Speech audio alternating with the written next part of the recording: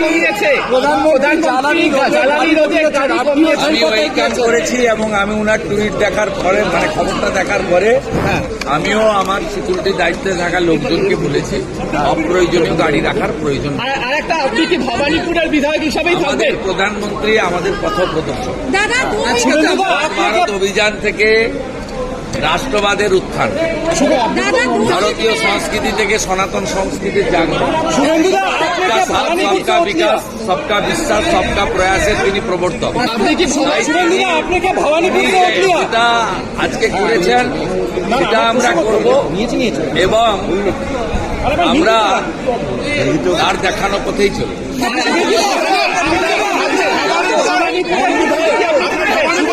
আমি জায়গার এমএলএ হিসেবে তো শপথ নিতে পারি না। আমি ভবানীপুর থেকে শপথ নিলাম মানে আমাকে সংবিধান আইন অনুযায়ী নন্দীগ্রামটা ছাড়তে হবে। ছাড়লেও আমি নন্দীগ্রামের মানুষকে কথা দিতে পারি 2009-এর 5ই জানুয়ারি ফিরোজা বিবি জেতানোর পর থেকে আমি এমএলএ ছিলাম না, কিন্তু আমি নন্দীগ্রামের সব দেখাশোনা করেছি। এখানেও একজন প্রতিনিধি থাকবেন বা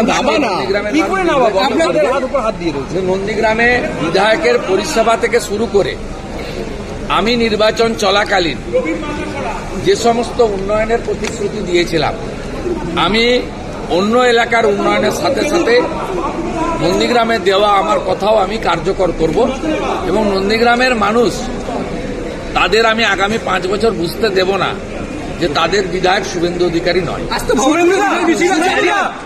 পলিটিক্যাল বার্তালাপ, সত্য ও বিতর্কের কণ্ঠস্বর।